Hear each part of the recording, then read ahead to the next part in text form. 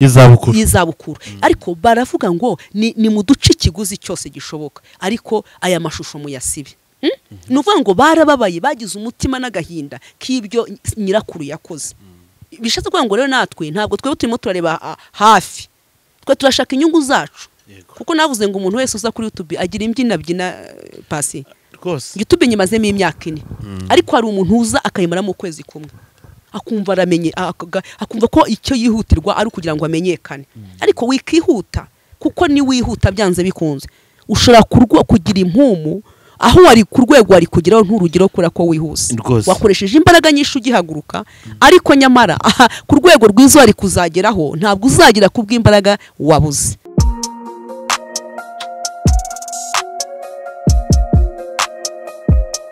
Impanuro TV, ishakiro ry'amakuru yizewe.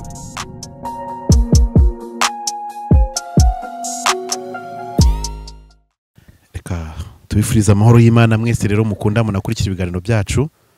Nukuri ndishimye kandi nanezerewe ku bw'aya mahirwe Imana impaye kandi nawe iguhaye kuba uri kubasha kumva aka kanya. Hari benshi batakiriho nyamara suko hari icyo tubarushaho ubwo n'ubuntu Imana tugirira cyane ko mu mihanda tugenda impanuka duhura nazo ko ntaziduhitana ntizinatugeraho, nijoro turyamye tumera nk'abapfuye, mu gitondo tugihumeka, mbese ni byinshi cyane twavuga. Niyo mpamvu tuvuga ngo dushime Imana muri byose. Ndishimye cyane ko nongeye guhura na mama Deborah, nyire ngo mama pastor haraciyemo iminsi cyane atari kuri buno butaka, ariko Imana igira neza. Turaje tuyishime. Ndishimye cyane kandi nanezerewe kubw'uyu mwanya. Imana ikura umuntu kugutukwa wogeje isafuriya nabi cyangwa amenye ikirahure ikakugeza kwicara mu kirere nta mashuri ntaki ari Yesu ashimwe gusa. Imana ihabwa icyubahiro. Karibu nakaze rero ku bantu cyo kubana nari mukumbuye cyane ntabwo twaherukanaga. Nukuri Imana yakoze imirimo ikomeye imbere n'inyuma. Biragaragara mama pastor urasa neza cyane. Ubuntu bw'Imana nukuri bukomeze bukugaragareho.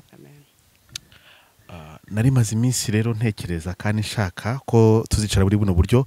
Hari imirimo Imana yakoze, hari niyo igiye gukora kuko yakoze biriya byabanje nabiniraza kubishobora. Yigirira icyizere kandi uyihereza umwanya uhagije muri wowe kandi muri gahunda zawe ihora imbere ya byose kandi wirinde icyaha n'ikindi gisa nacyo maze ubundi hasigaye uza kurebya ari byo. Yesu ashimwe mama pastor. Ayimbaza pasi. Urakomeye? Ndashima Imana. Mama Deborah. Meze neza. Urakomeye nawe? Ndashima Imana. Hejuru mu kirere hateye ubwoba. Pasi. Bazagira ikiribanga ko nzi ko mu bantu bagira ibangubamo. Aho ngaho ntabanga tugomba kugira. Guhisha imirimo y'Imana ngo mugende mubwira abandi by'Imana yabakoreye kugira ngo batazagira ngo ni Imana inabeshya. Ntabwo ari amashuri, ntabwo ari amafaranga. Kandi ibyivuga tubwira abantu ko ibyivuga bingana n'ibyikora. Hari n'ibyikora itakubwiye. Fa kuba gusa wayinejeje kandi wagumye mu mwanya wawe. Ivuga bikigakora byinshi. Yitwa ishobora byose. Reka ubanza tuzamura ngaha mama pastor maze ubundi tuzamura izina ryayo. Haleluya. Ndumva ndi mu mwuka wera rwose. Haleluya. Amen. Turagushimye mwami Imana yacu, tuguhaye icyubahiro. Shimirwa data. Tugushimiye kugira neza kwawe gukomeye. Cyubahiro ni. Turatuye ngo amavi yose agupfukama indimi zaturekura uwera. Haleluya. Uri imfura mu bazutse n'inyangamugayo. Umugabo ukomeye wo kwizerwa. Mu izina rya Yesu tugushimiye ko waturinze ukatugirira neza, waturindiye imiryango, turindisha inshuti zawe ziri hirya no hino mu bihugu bitandukanye, waturindiye igihugu cy'u Rwanda. Izina ry'Uwiteka ntihabwa icyubahiro. Urinda abayobozi, ibikorwa byose twakoze uraturinze. Hagaragaye ubumana bwawe n'imbaraga zawe nizo zahagaragaye. Turagushimiye ko uyu munsi wongeye kutubwira ngo tubeho tubaho kandi tugenze biremera, tuvuze biremera. Tugushimiye umwanya nk'uyu uduhaye mwami, nta kindi kitwica janga usibye kuvuga imbaraga zawe kugira ngo tubwire abihebye n'abiganyiriye, tubwire abari mu bibazo n'ibyago n'amakuba y'ukuri Imana ishoboye byose. Tugushimiye ko uyu mwanya uwutanze rero tuguhaye karibu n'ikaze, uzihagarare muri twebwe kandi ijambo ryatubwiye ngo uzagendera muri twebwe kandi uzadukoresha imirimo n'ibitangaza. Imana ihimbazwe. Duhagaze mu ijambo wavuganye natwe. Haleluya. Reka rero uyu mwanya ubanira kutugirire neza shoboje Pasi ushoboze twese utugirire neza abazumva iri jambo cyangwa se n'izindi nama uzanyemeze babere mu bavuga uhumurira neza urakoze kubikoze kandi hari ibyo ugiye gukora hari ibyo ugiye kubohora hari abantu ugiye kwambutsa hari abantu ugiye kugirira neza hari abantu mwami Imana ukenyeje bakaba bakomeye ndagushimiye kubikore kwibahisha mu mbaraga z'umwuka wera amen amen cyubahiro ni cy'Imana amen nukuri ibihe byose amen ntangiye avuga ngo Imana iratangaje n'ibyo dukorera biratangaje haleluya mbwira mama pastor ibintu Imana imaze iminsi gukorera urabibumbatira gute mu nyitimwe kugira ngo tuze gufasha abantu kumva gukomera no gukora kw'Imana yego ndashima Imana ko ari Imana ivuga ijambo ikarisoza nekereje ko nyine ubwo utangiriye ibanga mu minsi yashize nafite urugendo rwivuga butumwa Imana ndayishimira ko yabanye nanjye ikangirira neza mboneho gushimira inshuti zanjye ku mpemburo abavandimwe ababyeyi kandi nshishijwe bugufi ya munsi y'amavuta yabo ahangaha turi n'Imana bigezemo uruhare ariko n'abantu Imana yakoresheje irimbire neza nongeye kugaruka nkuru ntacyo impano niraho turabavandimwe kandi turakundana rero Imana ibaha umugisha ibagirire neza ibiteho nanjye nerezere umutima kongera kukubona utaraguye mu byaha kandi ukivuga izina rya Yesu suko imitego ibidahari bakamfuye mpambwe ariko hashimwe Yesu akomeje kukurinda nanjye akandinda tukaba turi amahoro Imana ibaha umugisha kurira indege ariko Pasi mu ndege hamera gute twibira akaba wese ntiwayigiyemo niko twibira akabaga mu ndege hamera gute Pasi warese kunteza isi ko atari byiza we amademo ngiye hari ikintu kiba kinshimishije niyo tunaganira yenda ari byo tudashobora kuvugira ahangaha byose ngo tubirangize ariko tugarutse inyuma nanize ngo wa undi watukwa ko ikirahure cyamenetse cyangwa kuko hatakoropye neza hasigaye ikizinga uyu munsi ku bwa Yesu Kristo atari kubwo mashuri yize atari kubwo kuba ababyeyi bakomeye atari n'ubwo ari ubushobozi bw'ibindi byose bifatika tubonesha amaso ahubwo ari ubuntu bw'Imana bwonyine bukurije mu ndege byagenze gute ubwo wakiraga telefone kubwira ati turashaka kuza kuvuga Imana muri ibyo bigo atari uko bituzuye abakozi b'Imana banakora n'ibitangaza banahanura bafite n'ubushobozi bukomeye ahubwo ari uko igihe cyawe kigeze kugira ngo Imana nayo igukoreshe mu mahanga yose wabyumvise gute ku ruhande rwawe mama Imana iguha umugisha Pasi nta jambo Imana ivuga ngo rihere kandi icyo nkundira Imana niko yigiye gukora itareba imiryango nta n'uwigisha inama icyo akoze nemera ko harabikoresha kugira ngo ugirirwe neza n'Imana rero ntago nayifite muri gahunda yo kunabivuga cyangwa se no kubirata mba numva nshaka gukora mu kirere cyanjye ariko Imana ishimwe kubivuze kuko nibirakurenze n'imirimo rero nakoreye Imana ngoma muri position yanjye imwe sinirukanswa kubera ibihe nibyo nshaka no kugira ngo mbwire bagenzi banjye ntibakirukanwe n'ibihe hari igihe rimwe na rimwe Imana ishobora gukubwira ngo nzakorera iki waburaye cyangwa wabuze inzira ndashaka no kuzatanga n'ubuhamya mbabwira uwo ndi we aho navuye aho ngeze mu byiza byo gukora Imana n'inyungu zo kuguma mu muhamagaro rero mu gihe cyose nakoreye Imana suko mu muhamagaro wa Imana iguha inshuti kandi ikaguha amaboko akaguha amaboko ikaguha abagukunda ikaguha abakumva ariko byanze bikunze iyo uhagaze mu mwanya umwe Imana nibyikunda rero nifite inshuti zanjye njya kuzisura mu gihugu kimwe ntashatse kuvuga si ngombwa hanyuma nkora n'umurimo w'Imana turasenga tujyana ibihe byiza igihe kigeze ndagaruka ntabwo nagiye na moto ntabwo nagiye n'imodoka nagiye n'indege nk'uko kubivuze ndashima Imana ko itari b'amashuri aho icyongereza kitakora aho igifaransa ushobora gutambuka mu barimo bavuga igifaransa n'abavuga icyongereza bagasigara bisobanura ariko we wakoreye Imana icyubahiro cy'Imana cyakubaho ugatambuka ndashima Imana ko yabikoze mboneho kubwira umuntu wese wihebye wiganyiriye ntubone ko uyu munsi uri mukenera mu kirere cyutarimo utumva ariko hari igihe uzumva rero ndashima Imana ko abikoze Pasi ngira ngo n'ibyo Imana yajyaga ivuga wumva nukuri rero Imana yarabikoze ndayishimira kandi n'ijuru izarima indege si igitangaza kuko yenda n'umunsi umwe nanayigiyemo nzana hona nayijyamo n'inkomeza kubaha Imana n'inkomeza kubaha Imana rero ntago tuze kubwira abantu ngo turiyemeye gusa Imana irakora yego Imana ishimwe cyane iyi minsi ibaye myinshi kugira ngo tuze kwinjira mu byacu yenda bindi reka maze nkubaza amakuru y'ijuru reguhaye ubutumwa cyo kwicara kuri kamera uyu munsi byanga byemera bagira ngo mbanze numve akari ku mutima wawe ku Imana imaze iminsi kuganiriza ku Imana imaze iminsi kubira ku itorero ku mwuka uhari mu kirere kugira ngo yenda tuze kwinjira mu bindi byose ariko tumaze kumva amakuru y'ijuru agezweho Imana ibaha umugisha. Amen. Reka tugere muri no jambo mpanurire mu ijambo. Yego. Ni mu byakozwe n'intumwa ibice 21 umurongo wa 12 kugeza ku wa 14. Haravuga ngo tubyumvise twebwe n'abantu baho turamwinginga ngo atajya i Yerusalemu. Umurongo wa 13 ariko Paulo aratabaza ati niki gitumye murira mukamena umutima uretse kuboherwa i Yerusalemu gusa niteguye no gupfirayo kubw'izina ry'umwami Yesu. Yanze kutwumvira turicecekera tuti ibyo umwami ashaka bibeho. Amen. Amen. Uyu ni umugabo witwa Paulo.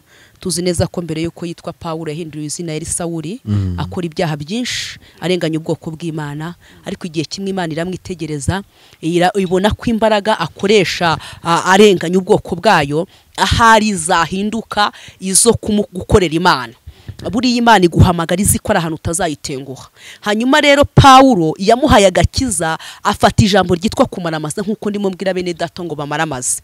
Hanyuma Paulo ashaka kujya Yerusalemu, ariko ajya gucumbika ku mugabo witwa Filipo, nawe umukozi w'Imana ari inkoni y'Imana. Arangije ahura n'umugabo witwa Agabo. Agabo yari umuhanuzi ukomeye, yari umuhanuzi uvuga ikintu kigahita gisohora, yari umuhanuzi rwose. Mani himbazo. Hanyuma mu gihe arimo ahanura, afata ngo umushumi wa Paulo arawuhana, avuga ati nyiruno mushumi Imana iravuze ngo naramuka agiye Yerusalemu ngo arahaboherwa cyangwa se arahafungirwa. Haleluya. Ariko kubera ko Paulo yaramaramaje, nta kintu cyari gutuma kimutangira, nta kintu yumvaga ko afite ubwoba. Aravuga ati jewe ntabwo mwimena umutima mwirira. Abantu bavuze induru bavuga ati hoya wigenda kuko baragufunga barakuboha Yerusalemu nuhagera ntago arimo bumva ubutumwa, ni ntagondwa ni ntakoreka ntago bumva. Ariko Paulo we kuko yari afite ishyaka, azaho Imana yamukuye, azi iby'Imana yakoze, avuga ati nta kibazo mwimene ku mutima mwirira, njye usibye no kubohwa niteguye no gupfira kubera Kristo. Imana ihimbaza. Paulo muri we yari afite ikintu cyitwa kumaramaza pasi. Ndimo ndabwira abantu ngo bamaramaze. Niba uri umurokore maramaza, bamenye ko uri umurokore. Niba uri umurokore warakose ko kukavuga ngo ndi umukozi w'Imana ndiwe. Niba Imana yaguhamagaye ikagushyira ikavuga ngo uri umusaruzi ngwino ujye kunsarura, ibisarurwa ni byinshi abasaruzi ni bakeya, ariko nkugiriye umutima ndakubonye ndakwitegereza mbona ko nagutuma mu basaruzi. Haleluya. Rero maramaza. Paulo aramaramaza avuga ati si ngombwa nubwo je bamfunga, usibye je no kumfunga niteguye no kubohwa no kwicwa kubera Kristo. Ibyo gufungwa ni bikeya, niteguye no gupfira kubera Kristo. Ngo babyumvise baraceceka, baravuga ngo Imana ikora ibyo ishaka. Rimwe na rimwe dufite ikibazo cy'abantu baje ariko batamaramaje. Nizo ngaruka turimo tubona kuri bene data, ukazo ndi umukozi w'Imana, mama Debora nko kuvuze ngo ndi umukozi w'Imana, ariko ejo nkavanga kubera ibihe byampindukanye, ugashaka kugusha wabibye imbuto nziza ariko ntabwo utegereje ngo zere. Imana ihimbazwe. Rero ndabwira abantu ngo bamaramaze. Aramaramaza. Paulo avuga ati no, nubwo ari Imana ibivuze, nubwo ari umuhanuzi uhanuye, ndabiza arahanuye kandi ahanuye n'ibyo ukuri rwose, Imana irabimubwiye, ariko ngewe ndamaramaza. Ntabwo ndi bureke kutajya kuvuga ubutumwa Yerusalemu, ndavuga. Rero tumaramaze, wambara umwenda umwe umaramaze, ube mu nzu y'icyumba kimwe umaramaze, ukiranukira Imana, Imana izazihagusange muri ya nzu y'icyumba na kimwe. Ishamire ngo hari kurira kwararira umuntu, ariko bwacya mu gitondo impundu zikavuga. Imana ihimbazwe. Uyu munsi ushobora kuba ntacyo ushoboye ariko ejo ugashobora. Uyu munsi ushobora kuba ntaho uragira ariko ejo ukahagera. Imana ihimbazwe. Rero dukorera Imana tumaramaje. Pasi ikintu kirimo kimbaza muri no misi ya none ni ko umuntu aza rwose agatangira neza akabiba, nyamara guhinga buriya biragora pasi, gukura mushike biragora, ariko wageze igihe cyo kubagarira, wageze igihe cyo kujya gusarura ugasangura bivanze, usaruye ibidahiye. Nibyo turimo tubona. Hari abantu bikenyiruje umwenda w'umwambaro, kumva ko utari umukristo, waje ari umukristo ariko ntago ukiri umukristo kubera ibihe. Ariko maramaza. Paulo aramaramaza avuga ati mwintera ubwoba, ndabizi ko Imana ivuze, ndabizi ko umukozi w'Imana hanuye, ariko ngewe niteguye no gupfa kubera Kristo. Yari amaramaje pasi, avuga ati kubera Kristo nzavuga Kristo nambara umwenda umwe, nzavuga Kristo nambara ubusa, nzavuga Kristo bamvuge, ariko byanze bikunze nzemera mfire Kristo. Haleluya. Nzaburara kubera Kristo, nemere mu kiranukira. Umusiri ntabona bitanu nta kibazo, ejo nzabibona, ariko ntabwo nshaka ko nzarya ibitavuye ku musaraba. Amen. Bari kumugisha cyane kandi abantu bumve neza banasobanukirwe ikintu cyitwa kumaramaza. Maramaza. Utitaye ku ngaruka biri bugire. utitaye ko uri buburare utitaye yuko udafite aho kuba ariko bati ndagenda kuvugira Imana ndagenda gukorera Imana ibindi byose biri mu biganza byayo kire ngo nuko twatangiye kandi tugiye no kwinjiramo neza cyane ko Mama Deborah namubonye mbanzi ko hari ibintu bikomeye cyane ngiye kumva birimo ubuhanuzi n'ibindi byinshi cyane. Mama Deborah amaze iminsi nakubona kandi nukuri birumvikana wari murimo w'Imana n'izindi gahunda rero za buno buzima zigenda zitandukanye tugenda tunyuramo n'abandi bagukeneye usenga njye nibaza n'igihe ubonera umwanya wo kuruka nkumirwa. Imana yashoboza. Turi mu bihe bigoye turi kubona abarokore basubiranamo, turi mu bihe bigoye pasiteri atongana n'intama, abapasiteri batongana, abavuga butumwa bahanganye n'ababashumbye n'abashumba bahanganye n'abavuga butumwa, ingeri zitandukanye ibintu nibicika. Iyi shusho y'ibi bintu biriho iki gihe ko mbona abantu bafashe ijambo kubitwa abarokore, ubwo ndimvuze abarokore mavuze babandi twita ko ari amatorero yavutse bwa kabiri atemera ibisindisha yemera n'umwuka wera mu buryo bwuzuye. Ku ruhande rwawe ibi bintu wowe uri kubibona gute? Uri kugira ihe nama itorero ndetse n'abakristo muri rusange bari kugenda bagirwaho ingaruka, bari kugenda banabona ibi byose bitambuka? Reka tubwire ndabashumba n'abapotre n'abandi bose tubabwire ko mbere yuko bagira iyo titire ari abakristo nk'abandi. Giye pasi giye navuga ngo nabonye ko ingaruka zo kuva ku gicaniro.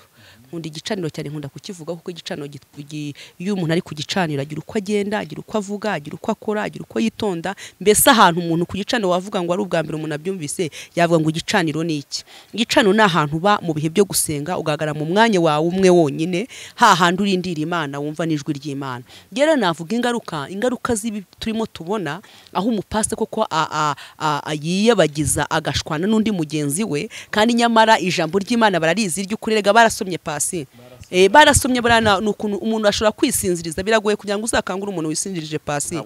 Abantu barishinjirije nta zindi ngaruka nizo kuva ku gicaniro. Nta zindi ngaruka nizo kuva ku gicaniro. Ntago usenga, iyo udasenga ya ntwaro yo kwirinda uba warayitaye. Rero abarokore bataye intwaro yo kwirinda. Rero iyo muri we hatarimo kwirinda ntacyo utinya, umera nk'abandi. Buriya iyo icupa ririmo amazi ntago ryasakuza. N'urwego ushobora gutera icupa amazi aho ryagera ririmo ubusa ntabwo ariho ryagera.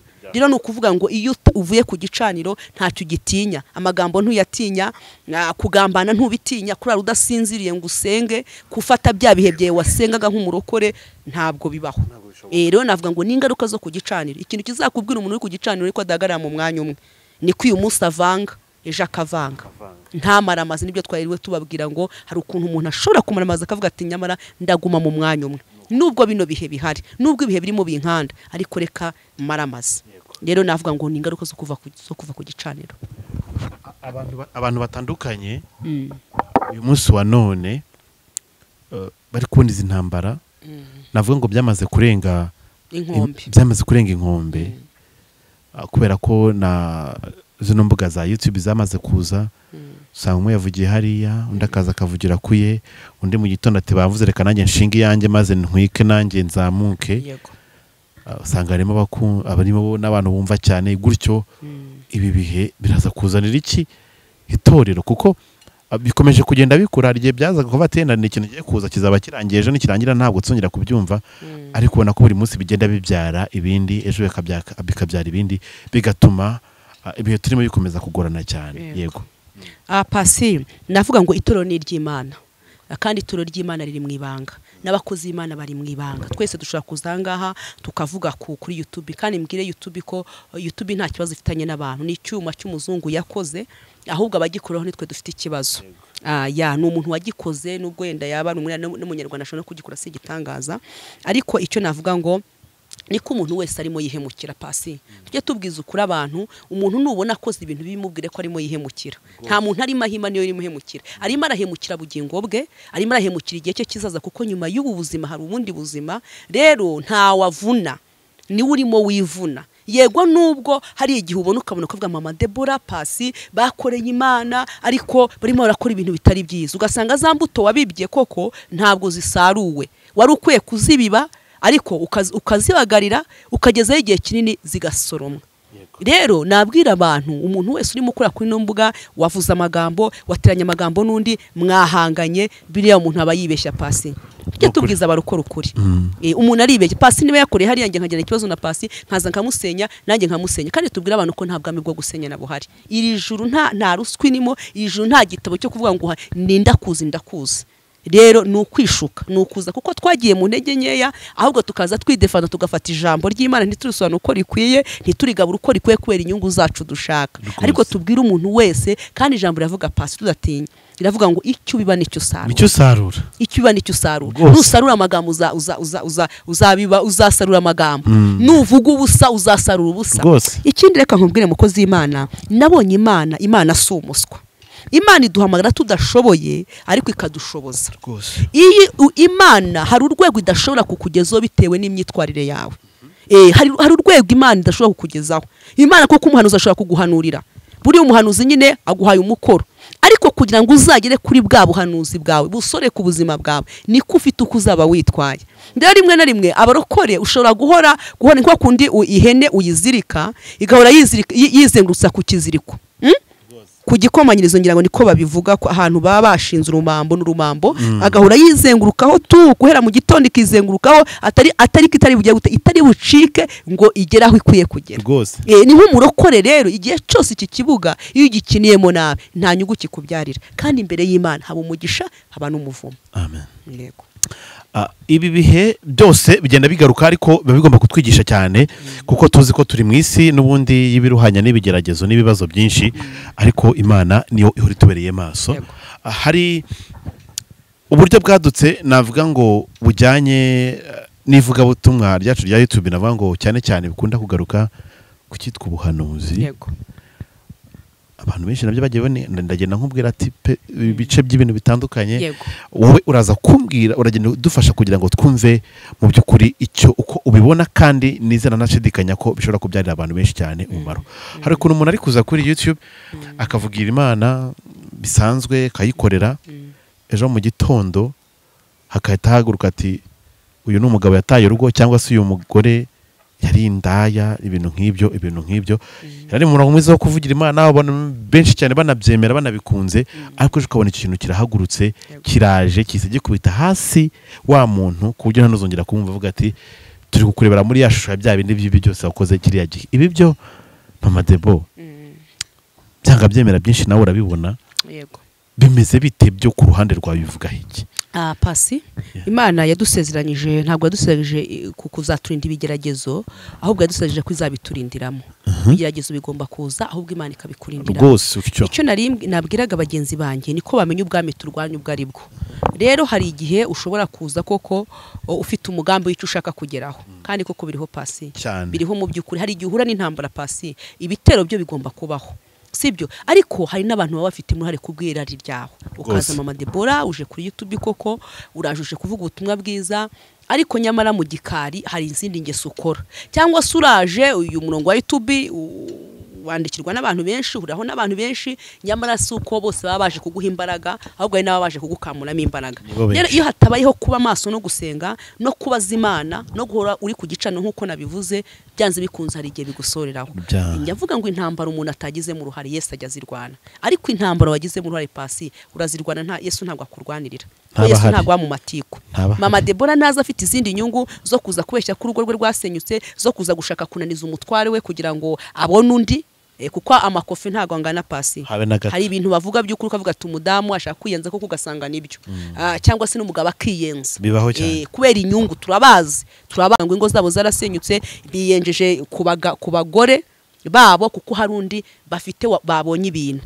Cyo dushaka ni zanda nini yanda, iyi nda ni mutuzura, niko nyankunda kuvuga. Hari igihe uza nyine kuko umugore wawe ukabona ko hari ibihe muracyari no mu ishuri, muracyari no mu bihe, urabona ukabona nta nubwo umuntu akwiranye Pasi. Ari igihe Satani akubeshya ukaba mu bihe, ukabona umugore wawe ntago mukwiranye, cyangwa ukabona umugabo wawe mwambaye umwenda umwe, mwarasenganye, mwasangiye irindazi, ukabona umugore wawe ntago mukwiranye, ukabona umugabo ntago mukwiranye. Kuko umwana w'umuntu arishuka cyane. Muri twebwe habamo ikintu cyitwa kwibeshya.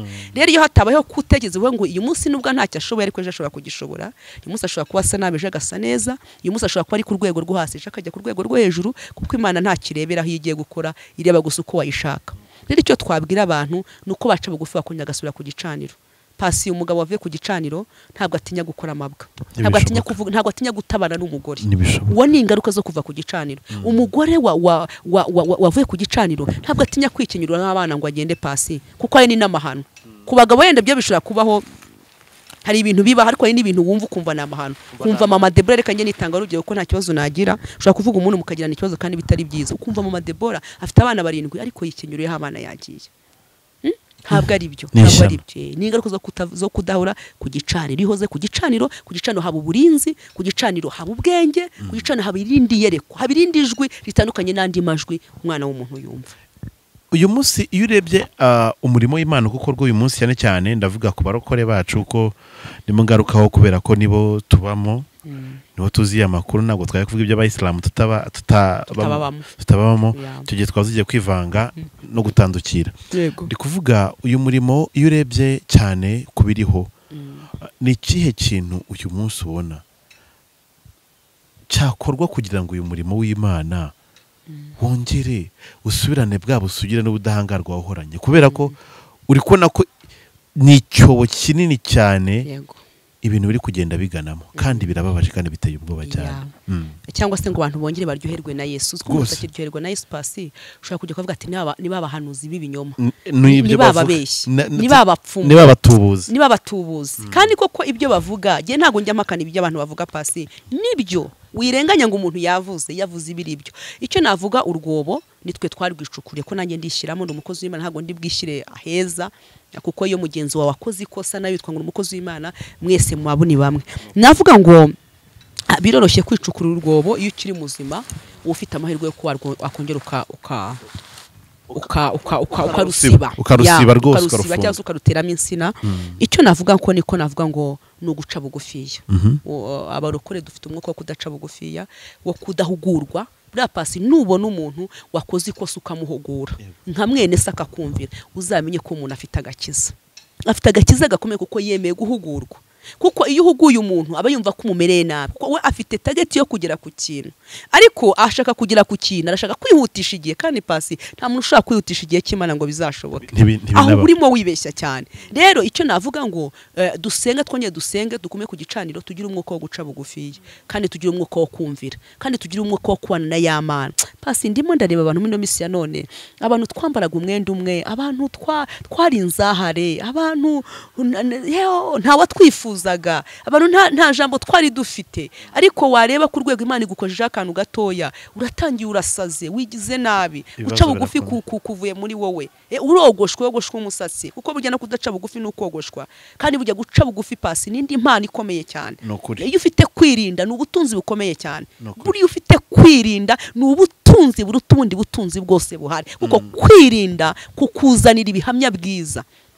Ubundi umurokore tuzi ni umurokore ukwiye kwirinda, akarinda ubuhamya bye, akihangana. Pasi njya mbana n'ababyeyi ba kera, nagira umugisha mba numva aribo n'abantu. Ubundi hari ibyiciro bitatu umuntu akwiye kubana nabyo. Hari icyiciro cyo hasi uruta, nk'ubu hari umuntu uruta cyangwa nanjye hari umuntu nduta. Hari n'ikindi cyiciro tungana rwose, hari n'ikindi cyiciro kiri hejuru yacu cy'abantu baturusha. Ariko buriya aho kugira ngo utinde muri cya cyiciro mungana, uzatinde muri cya cyiciro cyo hasi, utinde no muri cya cyiciro cyo hejuru. Kuko burya ufite akuruta yageze, ufite n'amahirwe yuko we nawe yahakugeza. Niyo mpamvu natwe dukora n'amakosa, ntitwumve ko hari abakuru batubanjirije muri uno murimo kugira ngo tubashe kubigiraho. Hari ukuntu ushobora kuvuga ngo reka ntambuke intambuko ya pasi, nyamara mbonye pasi atambuka neza, mbonye avuga neza, nanjye mbyiganye, nyamara hari ahantu byangeza. Ino wigana umuntu akora ikiza uzagikore pe vraiment, ariko umuntu ukora ikibi ntuzamwigane. Ariko ni wigana umuntu ukareba imvugo ye, ukareba intambuko ye, ukareba ibitekerezo bye, ukareba ubwitonzi bwe ukabwigana, ushaka kugira ahantu bukugeze nkuko nawe hari aho yageze. Rero hari ikiguzi cyo gukomera. Ikiguzi cyo gukomera rero nuko hari ingeso ugomba kureka. Rimwe turarokoka tukaba barokore, ariko tukaba barokore mu izina pasi, ariko mu mutima n'ingeso ugasanga umuntu ntabwo yigeze akizwa ingeso yari afite, nuniza afite ubwo yaje kwambara umwambaro w'uburokore, ariko aracyafite ingeso nk'izo yari afite. Biragoye. ese hari ikintu abantu bakomeje kwibaza nagiye komeza abantu benshi bagikomantingaho nanjye ndambibona baragatse kubera iki ngo ndaza kubikubaza kubera ko yego ubampaye akanya nkaka kandi nzi ko ibitekerezo byawe utajyanga kubitanga abantu bakunze kwibaza cyane ku bagore cyangwa se ku gitsina gore yego kimuvuga butumwa no mu Rwanda yego ngo ntibakunda kubaka ngo kubera ko akenshi ngo abagore bavuga butumwa ngo ngo ntibabashobotse bagatanga ingero kanaka nuriya tudore n'uyu yaramubuze tudore n'uyu ngo byagenze gutya n'uyu yageze mu rugo rurasenyuka tudore n'uyu nyine bagatanga ingero z'abantu nk'icumi rwose kandi bazwi hano ubona ari iki kintu gishobora kuba gituma kuko harimo n'abasore bashobora gutinya ko batse ko nabonye abagore bavuga butumwa batubaka ubundi njyewe ndaba nshaka uwarubanza ki yego ibi bintu tunabijyanishe n'ibyo rumaze kuvuga kugira ngo twumve impamvu kino kintu abantu bakunze kukibazaho abagore bavuga butumwa ntibaba banashobotse rwose ku buryo n'umuntu ashobora gutinya n'uwo bagiye kubana kubera ko abona ko ari umuvuga butumwa kandi ya inshuro nyinshi icyo cyo ni ukuri si byose navuze ngo ni kwa kwishuka no kwibeshya Imana ishaka kugeza mu rundi rwego kandi ntabwo twahamagawe kimwe n'umuhamagaro wacu ntabwo ari kimwe ariko icyo navuga habayeho wenda amakosa yo icyo kintu cyavuzwe kuko cyagiye kigaragara reka mvuga ngo habayeho amakosa yo kwitangira amakuru kandi bitari ngombwa pasi nasuko n'abandi batashenye abandi bakora abandi batarabavuga butumwa n'abandi bakora mu ngeri zitandukanye bakora mu makampanye atandukanye suko nabo batabana n'abatware babo sibyo kandi biranagoye no kugira ngo uzabane n'umuntu Imana niyo yamuremye umuntu niwe mutima ahubwo dore ikosa ryabaye kugira ngo bavuge ibi Mama Deborah runaka na runaka niko ngiye naje nkitangira amakuru sibye inshuro nyinshi mwivuga butumwa rira hangaha yenda mu badamu dukorera kuri YouTube n'abandi niko twitangiye amakuru sibyo pasi rero izo ni ingaruka inshuro nyinshi byanze bikunze iyo wundi ugiye kureba uravuga ngo isi iki kintu ngiye kuvuga kirabyari zihe ngaruka kuri ngewe rero navuga ko na amakuru twitangiye ariko iyo tutaza kwitangira amakuru bura pasi ntakubwiye ibyanjye ntago wamenye ibyanjye kandi ikindi bura pasi igihe nagiye kugutangira amakuru nyirayo utayitangira ntago yagira agaciro ahubwo igihe nyirabyo ngiye ninza kwitangira amakuru Mama Deborah nkafata mikoro nkavuga ubuzima bwanjye nkavuga ubuzima bw'urugo rwanjye nkavuga ubuzima bw'umugabo wanjye twabanaga abana banjye mu by'ukuri ninjye ubyitangiye ninjye uhaye utanze karibu ariko buriya mu by'ukuri pasi nkoze ibyanjye ntubimenye naho hari uwaza kuntangira amakuru ntabwo yagira agaciro ayo makuru abapfuye kenshi amakuru apfuye rero reka mvuge ngo koko ibyo abantu bavuga n'ukuri ni kwabayeho kwitangira amakuru yenda kubwa impamvu zabo runaka bashaka kugeraho cyangwa n'icyo bashaka n'icyo bagamije ariko mu by'ukuri habayeho ingaruka kandi zitari nziza zo kwitangira amakuru niyo mpamvu n'ubundi nabo bavuga ngo abagore bavuga butumwa barananiranye ni ibintu bigoye kuko iyo ugarutse ukagarura amaso inyuma yeno bakurikirana n'ibiganiro bimwe n'imwe bamwe bagenda banakora ubona ko ari ibintu bitoroshye kuvuga ati ahantu kuba ruwahangara biba bikomeye cyane noneho hari ibindi bintu bigoye abantu benshi uyu munsi ikintu gitumye navuga ngo bamwe batugije umurimo w'Imana hano mu Rwanda n'imyitwarire benshi baba bavugwaho abagabo benshi bavugwa mu bikorwa by'ubusambanyi bwo mu gutanga bageza sinzi aho nabyumvise ngo gutanga amafoto bambaye ubusa ni ibintu bigoye cyane by'ubupfapfa abantu bo bamatepara ko biteye ubwoba biteye ubwoba cyane umwanzi arimo aratera pasi umwanzi arimo aratera ariko buri umurokore ni umuntu mu ivugabutumwa rye cyangwa mu mikorere ye kuko abazi ko arebwa n'abantu benshi mpamvu njyaca no mu gikari nkabwira abagenzi nkabwira neko uribuka ko urimo ukorera ku isi n'isi yose irakureba uyu munsi umuntu ashaka ko atakurebye ariko ejo azakureba kandi nibyo urimo ukora n'abuzukuru bacu bazabireba ikindi mfite ubwoba by'uko twe turimo turireba ariko ntabwo turimo turebera abo twabyaye nta nubwo turimo tureba imbaraga zacu z'ejo hazaza n'imiryango yacu aho ku rwego umuntu agiye kuzajya akwihakana Mama Deborah naza ngakora ibintu bibi hano kuri YouTube umwana wanjye mu myaka iri imbere akanyihakana wamubwira ati suri umwana wo kwa runaka ati hoya wibeshye kubera iki jya mfite amateka atari meza kimwaro cyo kuvuga hako yes hari ukuntu umuntu agira ikimwaro pasi akumva ararize akumva arababaye akumva aramwawe hari umuntu umwe wigeze kuduha igitekerezo avuga ngo hari umukecuru ngira ngo mu bihugu byo hanze ngo akinaga filimi cyane y'urukoza soni noneho igihe kiragira umva byahoze yo mafilimi yagendaga agaruka noneho ngo abuzukure baza kwibona bumva barababaye babona ni nyirakuru kandi ageze mu myaka y'izabukuru ariko baravuga ngo ni mu duce ikiguzi cyose gishoboka ariko aya mashusho muyasibe. Nuvuga ngo barababaye bagize umutima n'agahinda k'ibyo nyirakuru yakoze. Bishatse kuvuga ngo rero natwe ntabwo twebwe turimo turareba hafi, twe turashaka inyungu zacu. Kuko navuze ngo umuntu wese uza kuri YouTube agira imbyina byina Pasi rwose. YouTube nyimazemo imyaka 4 ariko hari umuntu uza akayimara mu kwezi kumwe akumva aramenye akumva ko icyo yihutirwa ari kugira ngo amenyekane. Ariko wikihuta kuko ni wihuta byanze bikunze ushobora kugira impumu aho wari ku rwego wari kugeraho nturugiro kura ko wihuse wakoresheje imbaraga nyinshi ugihaguruka ariko nyamara ku rwego rwizo wari kuzageraho ntabwo uzagira kubw'imbaraga wabuze. Rero nabwira abarokore nababwira ngo twirinde amafoto y'abusambanyi, ama audio tujya twumva bibaho ibintu byabereye mu gikari bitari bikwiye kuba byakaba bikabera hano. Umurokore n'umuntu wirindaga, umurokore n'umuntu Pasi wagiraga ikibazo ugahamagara mwene so mugasenga ukamugirira ibanga mugasenga. Ariko ubu hari igihe ubura umuntu wanabitsa nibanga kuko ntabwo ari bukubikira ibanga nibishoboka. Niyo mpamvu umuntu yiyahura cyangwa akora ibintu bikayisanga bikugenda bigora. Reka tugaruke hano twigarukire mu byanditswe, tugaruke mu ijambo ry'Imana. Ndatekereza nashidikanya ko benshi nkuko babibwirwa hanabyumvise na kera bakavuga ati se imperuka kwitaza. Niba navuga imperuka akagira ngo niba yivuze mu gitondo ejo kuwa kabiri zahitiba cyangwa kuwa kangahiraba ugasanga ni ikibazo.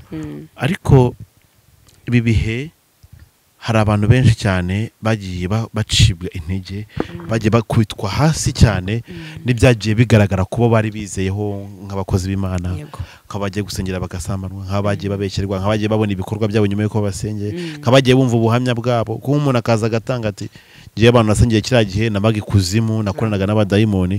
Ibaze kugira ngo umuntu abyumve yaramwatuje agakiza ko yakiriye Yesu Kristo umwami n'umukiza bakabonera gutanga ubundi butumwa. Urumva n'ibintu bigoye cyane. Ibi bihe ku bantu bananijwe ndetse bacogojwe na bino bihe bo turaza kubabwira iki? Reka tubabwire ko naho imperuka yabitaraza ariko Yesu aza buri munsi. Yesu araza, urupfu ruraza buri munsi, buriya Yesu araza kandi aza gusarura mu murima yahinze mu murima we. Rero dukura abantu h'urujijo tubabwire ko imperuka umuntu wese agira imperuka ye. Nagira imperuka yanjye nawe ugira imperuka yawe. Rero abazumva impande ndabazaba ari nabake ntago tubizi ibyo biri mu ibanga rya Yesu.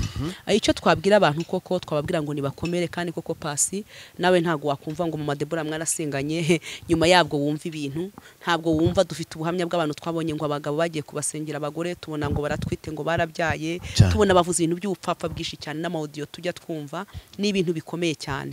Ariko navuga Daniel yavuze ijambo rikomeye ari ryo nshaka nanjye kuvuga. Yavuze ngo abantu bazi Imana yabo abo bazakomera, nyamara gukomera bakora ibyo butwari. Iyo uzi Imana yawe ntiwizireye mu Mana ya Mama Deborah, ni byiza ko Mama Deborah yagufasha kuko umubonyemo imbuto nziza kandi buriya nta mbuto nta gakiza. Rero icyo navuga ko niko bakomera Pasi bakamenya ko umuntu ari umuntu agira hagarukira kandi umuntu wese akamenya Imana. Pasi dufite ikibazo cy'abantu dusomera ariko badasoma. Iyo uri umukristo ubundi ni itegeko kwisomera Bibiliya. Dore ingaruka rero z'uko abantu bayobye nuko basomerwa. Pasi nshobora kugusomera ijambo ariko giye mfite irari ry'icyo ngushakaho. Ariko iyo wisomeye byanze bikunze nubwo nahagarara imbere yawe mfite mikoro ndimo nkwigisha umwuka arakubwira ngo arakuyobeje. Ntawakuyobya. Impamvu rero niko basomerwa batisomera.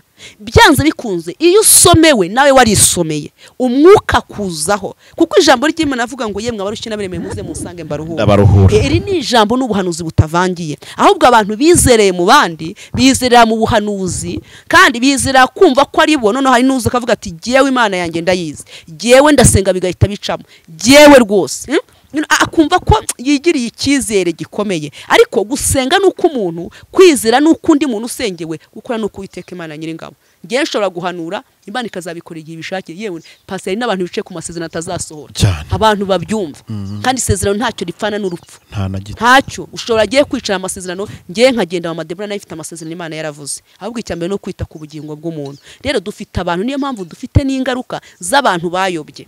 Abantu nabana mu gakiza, igihe usaba ugasanga ni umwana mu gakiza amaze imyaka 20 Pasi ariko aracyari umwana mu gakiza. Arababazwa aracyayobwa, aracyahanurirwa ubuhanuzi bw'ubupfapfa, aracyajidikanya ko umugabo atari uwe, aracyajidikanya ko abana atarabe, aracyajijinganya. Kubera iki? Ntabwo yasomye. Rero tubwire abantu bave mu rujijo basome ijambo ry'Imana. Basome ijambo ry'Imana. Imana igumugisha cyane. Reka yenda kugira ngo tuzane gusoza kuri iki kintu, hari ubutumwa, hari navuga ngo dukunda kubona abavuga ubutumwa benshi cyane hano mu Rwanda bajya kuvuga Imana mu bindi bihugu bikaba byiza cyane. Aho wari kuvugira ubutumwa mu bihugu wari urimo, ni ikihe kintu kidasanzwe wabonye abakristo bano mu Rwanda bagomba kwigira kuri abo bantu? Byanga byemera igeze mu itorero, ugeze n'ahantu hatandukanye bavuga Imana, twigira ku bandi. Ushobora kujyana ukareba ukuntu bubaka amazu nawe ukaza kubaka iyo nzu gutyo, uko imikorere bacuruza ukaza ugakora, ariko twebwe turavugira Imana. Ni ikihe kintu wabonye abakristo baho bagomba kugira ku bandi Kigali mu Rwanda? Yenda nabanza ngahera kuri bagenzi banjye, yenda dukora umurimo umwe, nuko abo nabonye bagira ikintu cyo kubana n'ibyabo mu ibanga. Ikindi yenda ntabahuza 100% kuko Imana yaturemye ifite imitima itandukanye, ariko ikindi ni ko umuntu akwiye gukora ariko afite intego. Hari ukuntu gukora udafite intego pasi, bidafite intego ibintu byose birapfa. Rero abakozi b'Imana ikintu nabonyeho niko ibyabo bakora ibikorwa byabo bikaba ari byo bivuga. Rero icyo nabwira n'abagenzi banjye niko bakora, ahubwo ibikorwa byabo bikaba bivuga. Giye si ngombwa ko nza nkavuga ko ndi umukristo, ahubwo ibikorwa byanjye nibyo bigomba kundanga ko ndi umukristo. Muri ubu buryo sinzi tujye guha akanya, niba ari message, niba ari ubutumwa, niba ari ijambo, mu buryo biteguye kugira ngo utange iyi message, maze ubundi tureke n'izindi gahunda zikomeze, kandi tugushimire cyane ku musanzu n'umwanya wawe uba watanze. Pasi nta kindi kintu ndibuze kurenzaho kubw'ijambo tuvuze no ku mpuguro. Icyo twabwira bene data bagabura ibyera by'Imana niko bakwiye kuba impumuro nziza. N'ingaruka tusiga ku ijambo ryitwa impumuro nziza. Mu by'ukuri ikibazo ntabwo ari abakristo pasi, abakristo ubona ko ahubwo abagabura nibo navuga ko ari cyo kibazo gikomeye cyane, kuko ntabwo naba nakugaburiye ngo ejo ubone ndagucuze ngo bikunezeze. Icyo navuga rero kuri bene data, cyane cyane abangaba dukorana hano ku nkoranyambaga, navuga ngo bahindure, bagira ibintu bahindura, bo kwihutisha igihe, bagaragaza imico myiza n'ikinyabupfura.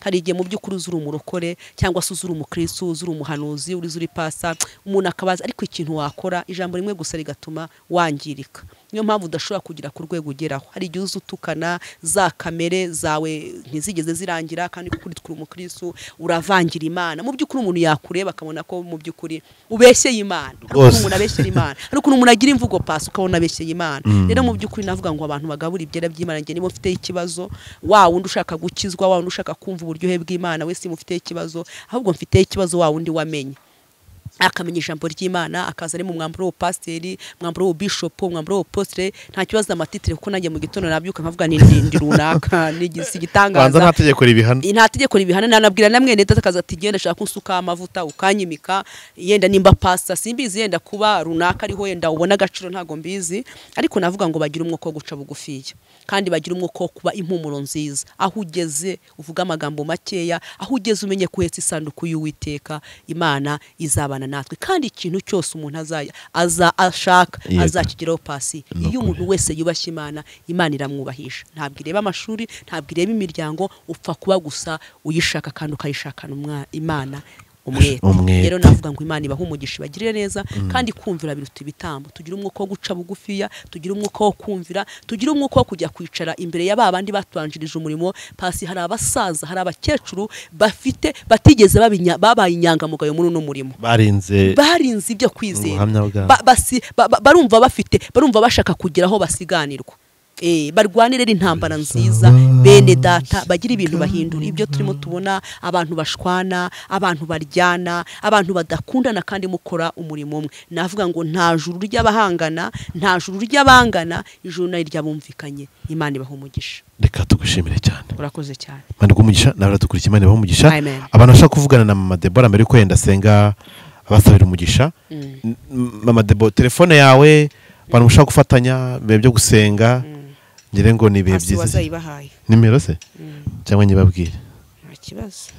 Wabahaye indi ya Tigo cyangwa mbaye ya Tigo ngiye murakoresha no kuri WhatsApp niyo uri gukoresha? Yego. Reka nyibabwire kugira ngo tuze kurushaho guhanahana amakuru. Ikibazo dutanga nomero bakagira ngo ni ugusaba.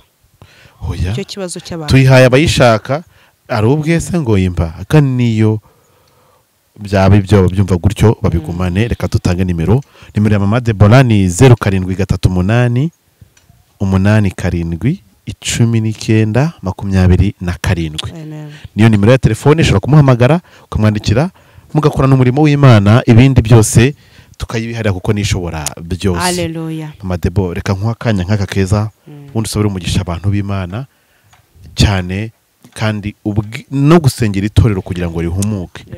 Bamenye ngo barasavingwa n'abana b'Imana cyangwa barasavingwa n'abadayimoni bisize bihishe umwambaro w'Imana.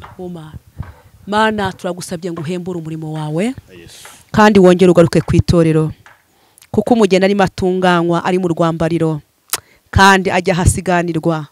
Turabizi ko nyuma y'ubu buzima hari ubundi buzima, kandi igituma turindirwa ubugingo no kugira ngo tuzakubone.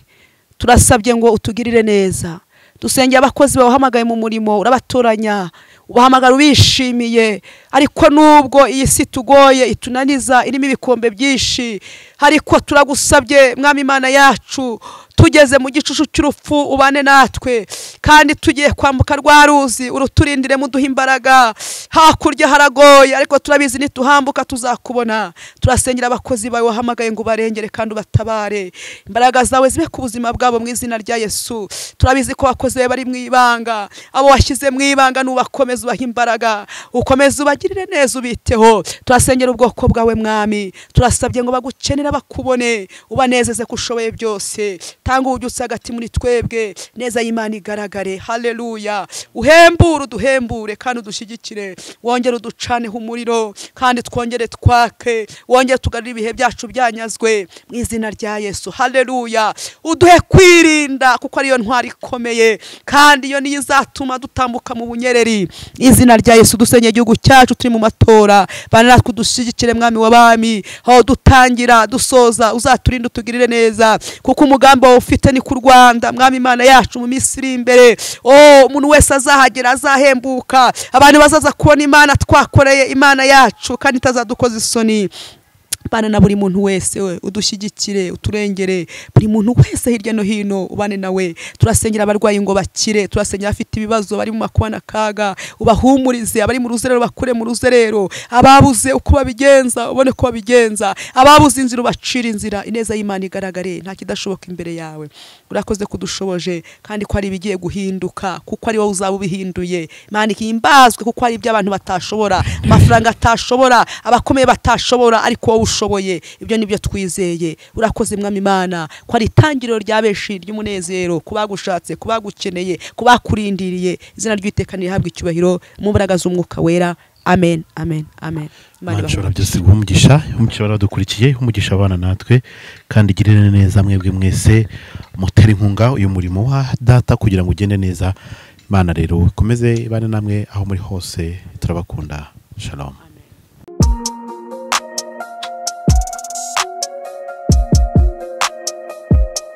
Impanuro TV, ishakiro ry'amakuru yizewe.